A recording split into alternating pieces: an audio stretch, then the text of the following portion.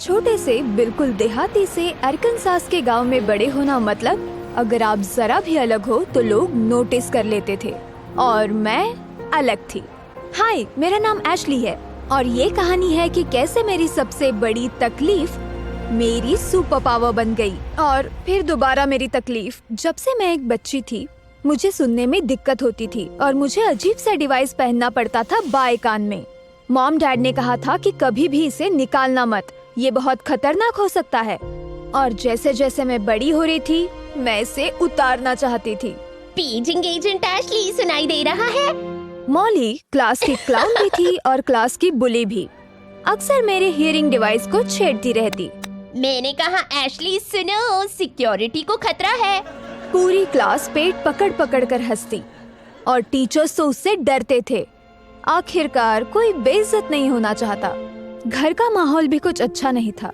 Mom dad हमेशा लड़ते रहते और हमेशा ऐसा लगता कि वजह मैं हूँ। आज स्कूल कैसा था बेटा? वो बदतमीज लड़की अभी भी तुम्हें परेशान कर रही है। मेरा ध्यान था प्लेट में रखी मटर को घोंपने में। जवाब देने का बिल्कुल मन नहीं था। एशली, मैंने पूछा स्कूल कैसा था, सुना तुमने? ऑफ कोर्स सुना होगा, सुन सकती है, बस आज मूड में नहीं है। आई एम सॉरी, मैं अपनी बेटी से बात करना चाह रही हूँ। वेल, शायद थोड़ी स्पेस दो उसे, पीछे पड़ी रहोगी हमेशा तो परेशान होगी वो। काश मैं आप दोनों को सुन नहीं पाती।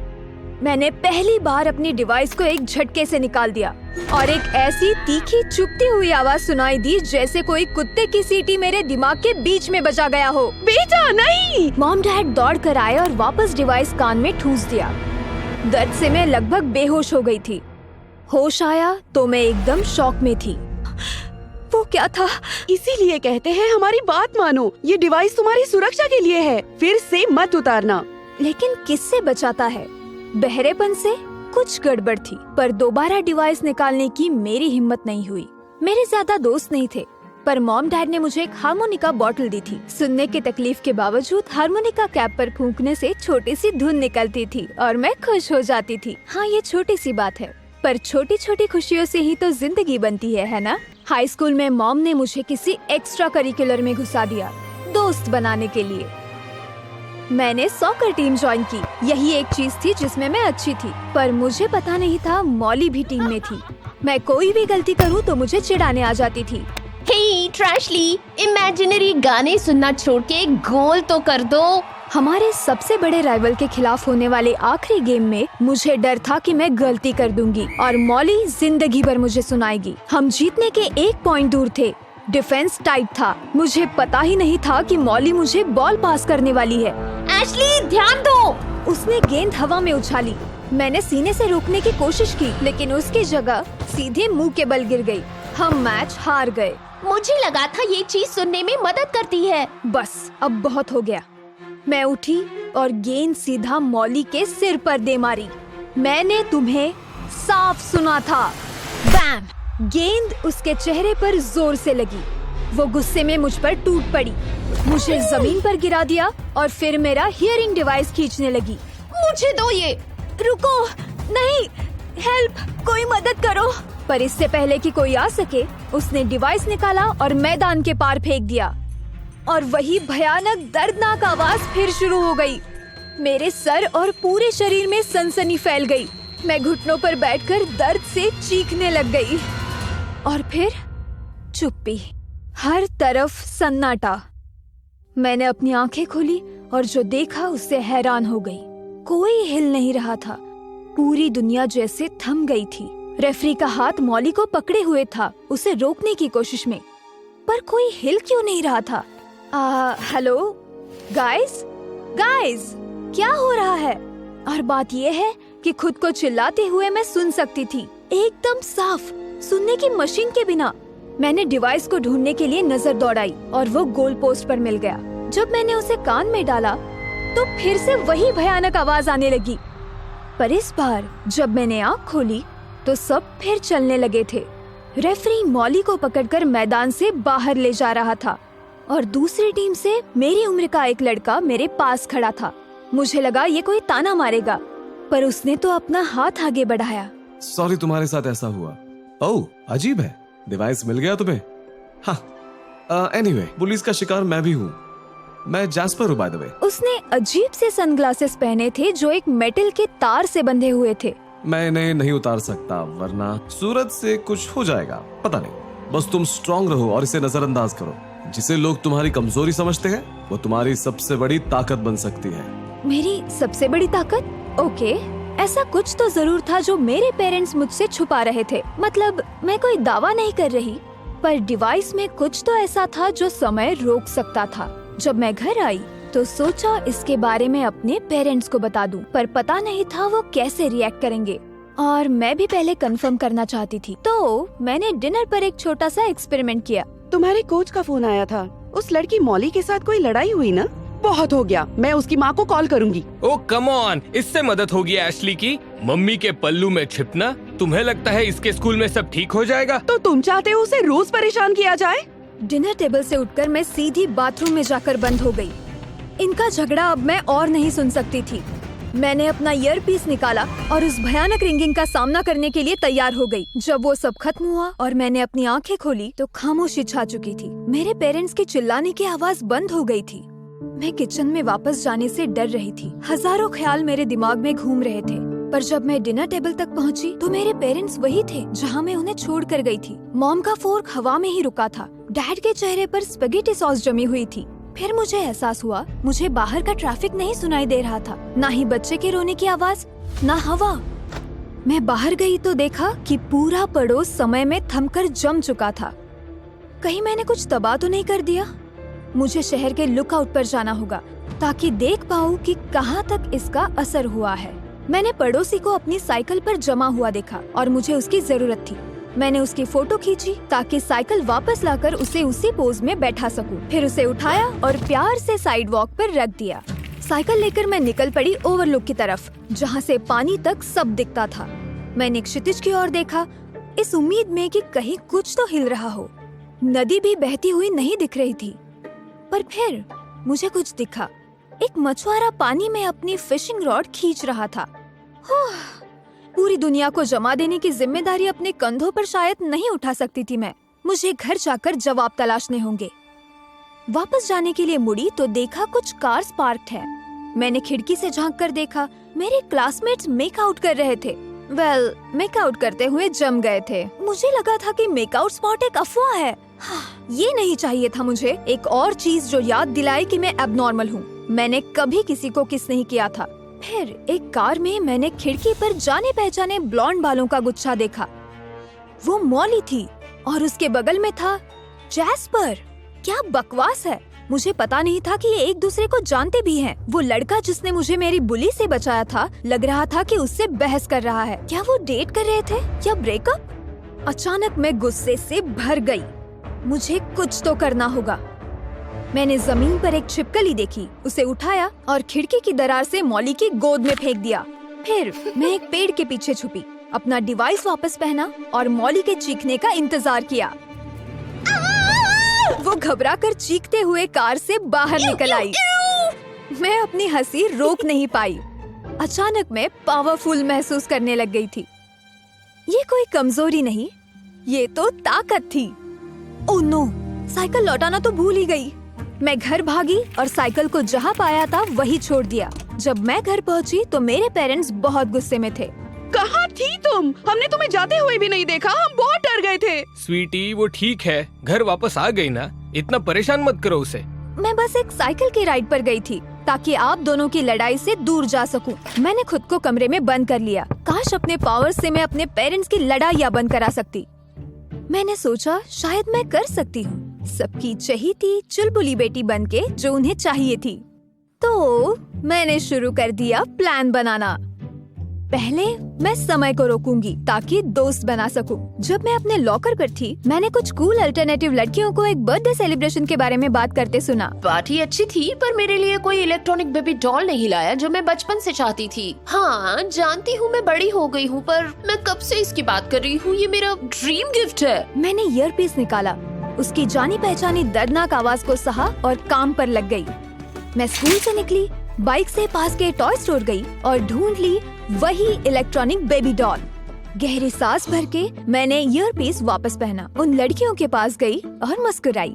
हे ब्रेन, जानती हूँ कल तुम्हारा बर्थडे था और मैंने इनविटेशन देखा था। मैं आ नहीं पाई पर तुम्हारे लिए कुछ लाई हूँ।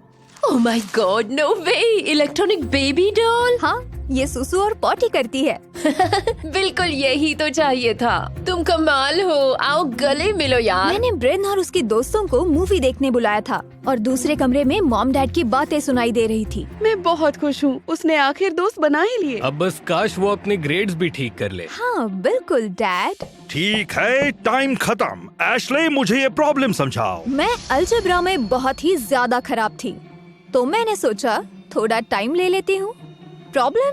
हाँ, ये तो आसान है। मैंने अपना ईयरपीस निकाला, टाइम फ्रीज हो गया और मैं आराम से कमरे की सबसे स्मार्ट लड़के की डेस्क पर चली गई और उसके नोट्स कॉपी कर लिए। फिर मैं वापस अपनी सीट पर आई, ईयरपीस लगाया और वेरिएबल को आइसोलेट करने के लिए पहले इक्वेशन के दोनों तरफ से 5 सब्सट्रैक्ट करते हैं, जिससे 2x + 5 - 5 = 15 - 5 बन जाएगा 2x = 10। वाह, क्या बात है। ये चीटिंग कर रही है। क्या मॉली ने मुझे देख लिया था? कोई उसके ईयरपीस से उसे आंसर्स बता रहा है। नहीं, बस हमेशा की तरह मुझे बुली कर रही थी। लेकिन मेरे मन में बदला लेने का एक आइडिया आया। हमारे final season ending soccer game में जैसे ही मॉली आसान गोल मारने के लिए किक लेने वाली थी, मैंने टाइम फ्रीज कर दिया। वो हवा में रुक गई।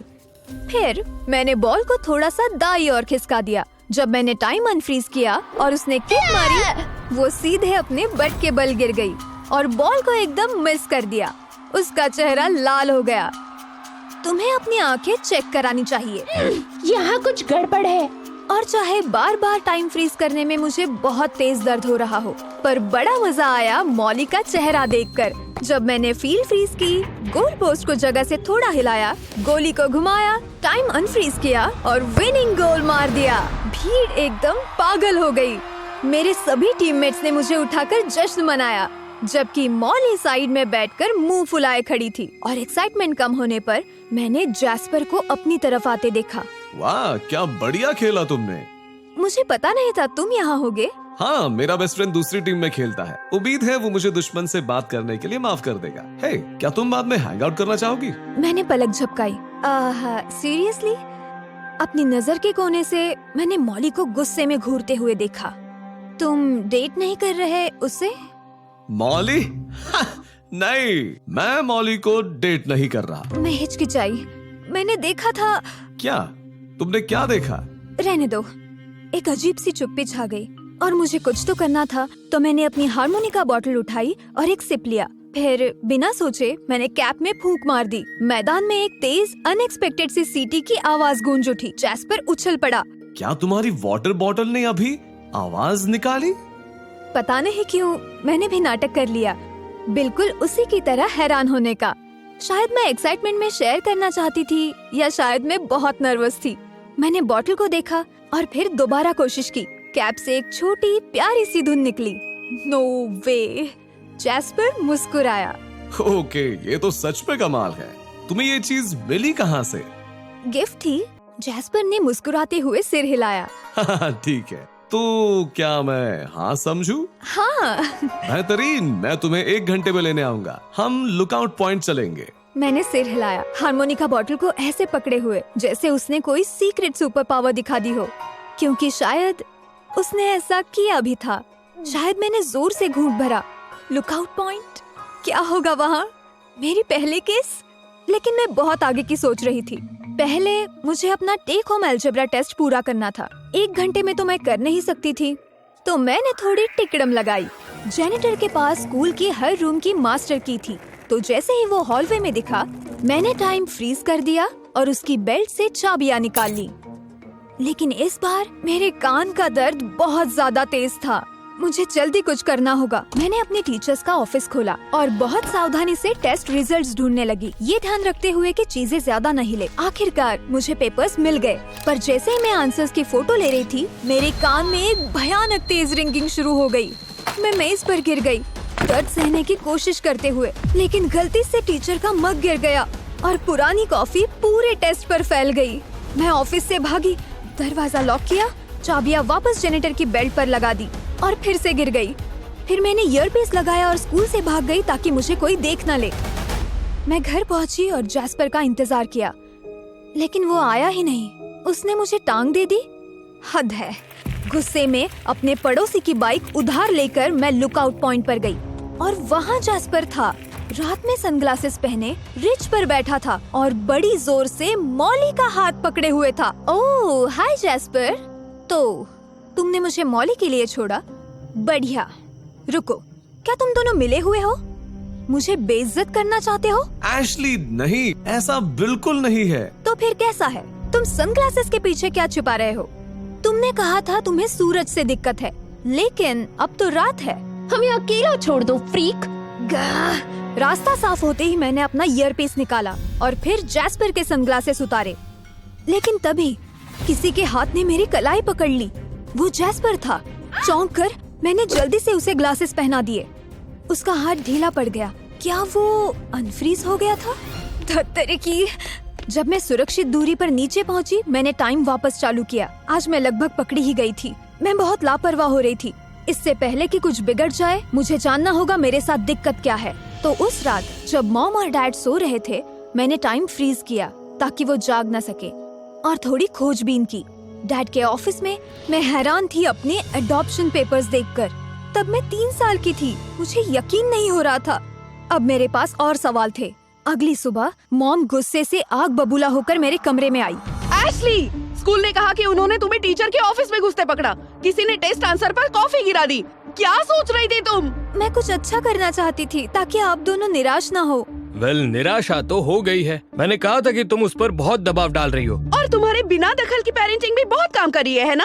गाइस बस करो, मुझे सब पता है। आप झगड़ना बंद कर सकते हैं। किस बारे में बोल रही हो तुम? कि मैं अडॉप्टेड हूँ। मेरे पावर्स के बारे में जानते थे। मैं ईयरपीस निकालूं तो क्या होगा? मेरे पेरेंट्स चुप हो गए और मैंने टाइम भी नहीं रोका था। गाइस, ये समझना मुश्किल है। बैठो, बात करते हैं। तो आपको सही में पता था? सीरियसली? मैं क्या कोई साइंस एक्सपेरिमेंट थी? हनी, मेरे पास मत आना। मैं अपने ही पेरेंट्स पर भरोसा नहीं कर सकती थी। मुझे सच्चाई जाननी थी और लगता था कि सिर्फ जैस्पर ही जवाब दे सकता है। मैं घर से बाहर भागी, लेकिन तभी याद आया मुझे पता ही नहीं था कि जैस्पर रहता कहाँ है। गली के अंत तक पहुँचने से पहले किसी ने मुझ पर हेडलाइट्स चमकाई। हनी, हम सब समझाएंगे, बस घर आ जाओ। मैं और तेज भागने लगी और मॉम मेरा पीछा कर रही थी। भागते भागते मैंने ईयरपीस निकाला, लेकिन इस हलचल के बीच वो नीचे गिर गया और फिर मुझे क्रंच की आवाज आई। मॉम की कार रुक गई थी, लेकिन मेरा हियरिंग डिवाइस कुचला गया था। कार के पहिए के नीचे आकर वो पूरी तरह टूट गया था। मैंने उसे उठाकर कान में लगाने की कोशिश की। चलना, चलना, लेकिन वो काम ही नहीं कर रहा था। टाइम वापस चालू नहीं हो रहा था। मुझे जैस्पर को ढूंढना था जल्दी। वो लुकआउट पर नहीं था, तो मैं मॉली के घर गई। वो पोर्च पर बैठी रो रही थी। मैंने उसका फोन उसकी जेब से निकाला और चेहरे के सामने रखकर अनलॉक किया। उस पर लगभग जैस्पर के 20 मिस कॉल्स थे। मैंने कॉन्टैक्ट से उसका एड्रेस निकाला, अपनी बाइक उठाई और उसके घर जाने लगी। उसका घर देखकर मैं दंग रह गई। वो तो बस एक झोपड़ी के जैसा था। मैं खिड़की से अंदर घुसी और देखा जैस्पर सोफे पर अकेला बैठा है। वो समय में रुका हुआ था, अपने बचपन की एक तस्वीर पकड़कर। उसके साथ एक बड़ा परिवार था। मैंने पास जाकर उसके सनग्लासेस उतारे और वो अनफ्रीज हो गया। हाँ? एशली, क्या ये तुम हो? तुम यहाँ क्या कर रही हो? क्या हो रहा है यहाँ? मैं बाहर भागी ये देखने कि कुछ हिल रहा हो, पर समय रुका हुआ था। क्या तुम भी टाइम फ्रीज कर सकते हो? हाँ? उसका हाथ पकड़कर मैं उसे दिखाने बाहर ले आई। एकदम चुप्पी। आसमान में पक्षी तक रुके हुए थे, लेकिन जैस्पर अचंभित नहीं हुआ। ओह वाह, मुझे अंदाजा था कि तुम्हारे पास भी ये होगा। मैंने किसी को नहीं देखा जो... क्या क्या हो रहा है? तुमने मुझे मॉली के लिए क्यों छोड़ा? क्या उसे सब पता है? Ashley, I am so sorry. मैंने तुम्हें छोड़ा नहीं, मैं डर गया था। मॉली सिर्फ एक पुरानी दोस्त है जो मेरा सीक्रेट जानने के बाद से मुझसे अपने काम करवाती रहती है। पर ये सब छोटी मोटी चीजें होती, जैसे उसे प्रॉम क्वीन बनाना, मिडिल स्कूल ईयरबुक में सबसे प्यारी बनवाना, बेसिकली उसकी पॉपुलैरिटी खरीदना। और उस रात बेंच पर क्या हो रहा था? मैं उससे विनती कर रहा था कि वो मेरा राज न खोले। मैंने कहा कि मुझे नहीं मदद करनी उसकी चीटिंग करने या उसके एक्स के फोन को हैक करने में और उसे धोखा देने। तुम 4 अक्टूबर को पैदा हुई हो ना? हाँ। मैं भी और कुछ और बच्चे भी उस दिन नर्सरी में मौजूद बच्चों पर एक अजीब केमिकल का असर हुआ था जिससे हमें ताकत मिली समय को रोकने की। ये ग्लासेस उसे रोकते हैं, तुम्हारा हियरिंग एड भी। जब मेरे पेरेंट्स को पता चला तो उन्होंने मुझे इस्तेमाल किया। उन्होंने मुझे सरकार के हवाले करने की धमकी दी अगर मैंने उनका कहा नहीं माना तो। मैंने उनकी चोरी और धोखाधड़ी करके अमीर बनने में मदद की, पर मुझे किसी को चोट नहीं पहुंचानी। लेकिन लगता है कि हर कोई मुझे चोट पहुंचाता है। समझ सकती हूँ। मेरे पेरेंट्स ने भी मुझे नहीं बताया कि मैं अडॉप्टेड हूँ। अपनी ताकत के बारे में मुझे खुद पता चला। उन्होंने कहा था कि मुझे सुनने में दिक्कत होती है। लगता है वो तुम्हें दुनिया से बचा रहे थे। मैं 14 साल की उम्र से भाग गया और तब से मैं अकेला हूँ। अकेलापन काटने को आता है, लेकिन अब तुम मिल गई हो। जैस्पर सही था। मेरे पेरेंट्स भी शायद मुझे दुनिया से बचा रहे थे। शायद अब तक इसी बात को लेकर वो लड़ते आ रहे हो। मुझे अपने पेरेंट्स को बचाना है। हम इसे उल्टा कैसे करें? अब जब हमें एक दूसरे के बारे में सब पता है तो इसकी जरूरत नहीं है। अब हम इस शहर से जा सकते हैं। जहाँ भी जाएंगे ये ताकत काम करेगी। और जब हम काफी दूर होंगे ये शहर और तुम्हारे पेरेंट्स अपने आप अनफ्रीज हो जाएंगे। ये सुनने में ठीक लग रहा था, पर मैं हमेशा प्रॉब्लम से भागती नहीं रह सकती। नहीं, मैं चीजें मैनिपुलेट करने से थक चुकी हूँ। सॉकर में चीट करके तुम्हें इम्प्रेस किया, झूठी दिलचस्पियाँ दिखाकर दोस्त बनाए, शॉर्टकट्स लिए। ये सब झूठ था। मैं तुम्हें सॉकर जीतने की वजह से पसंद नहीं करता। मैं तुम्हें इसलिए पसंद करता हूँ क्योंकि तुम्हारा दिल साफ है। पहली बार मिलकर ही ऐसा लगा कि तुम पर भरोसा कर सकता हूँ। अगर सच में ऐसा है तो मेरी मदद करो प्लीज। हमें टाइम फिर शुरू करना होगा बिना भागे, और इन पावर्स को खत्म करना होगा। जैस्पर ने मुंह फेर लिया। वो असमंजस में लग रहा था। वैसे एक रास्ता है। मेरे पेरेंट्स ने मुझसे एक मास्टर डिवाइस चुरवाया था, उसी लैब से जहां तुम्हारा हियरिंग एड और मेरे ग्लासेस बने थे। वो मेरी शक्तियों को पूरी तरह से कंट्रोल करना चाहते थे। घर से भागते वक्त मैं इसे अपने साथ ले आया। अगर हम मास्टर डिवाइस को शुरू करेंगे टाइम फिर से शुरू हो जाएगा, लेकिन वो हमारे डिवाइसेस पर भारी पड़ेगा और उन्हें खराब कर देगा। मतलब मैं अपने पावर्स खो दूंगा। मैं हो जाऊंगा नॉर्मल। जैस्पर, तुम्हारे बारे में कुछ भी नॉर्मल नहीं है। अगर ये पावर्स गलत हाथ में जाती तो सोचो क्या होता। पर हमें ये मिली और इसने हमें एक दूसरे तक पहुंचाया। क्या इतना काफी नहीं? जैस्पर अभी भी सोच में था, तो मैंने हिम्मत करी, अपने डर का सामना किया, आगे बढ़ी और उसे किस कर लिया। और ये बहुत ऑकवर्ड था। हम हंस पड़े। देखा, नॉर्मल होना इतना भी बुरा नहीं है। हम बाकियों की तरह ऑकवर्ड टीनेजर हैं।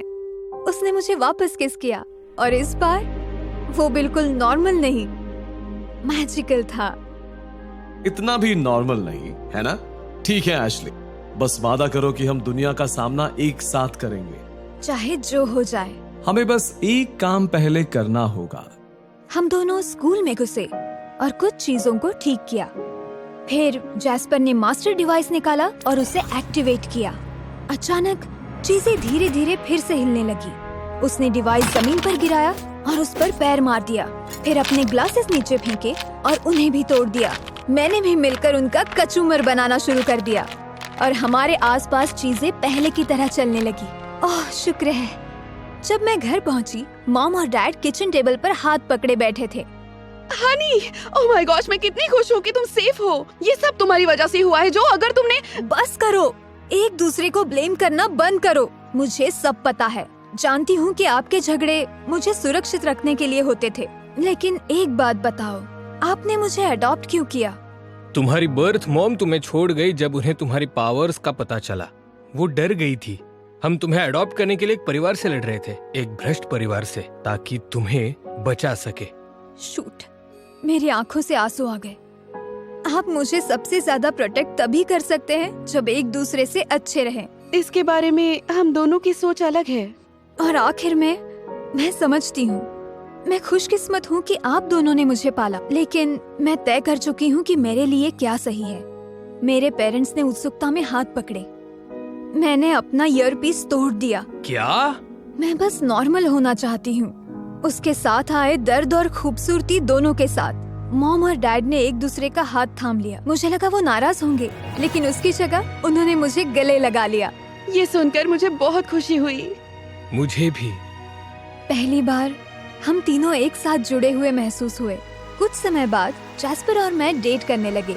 और भले ही हम दोनों टाइम फ्रीज नहीं कर सकते थे, उसकी आंखों में देखते ही लगता था कि समय फिर भी ठहर गया है। हाँ, मुझे पता है बहुत सैपी है, चिंता मत करो, मेरी शैतानियाँ एक रात में खत्म नहीं हुई। याद है ग्लासेस तोड़ने से पहले हम स्कूल में घुसे थे ना? इस साल की होम कमिंग क्वीन है एशली। क्या?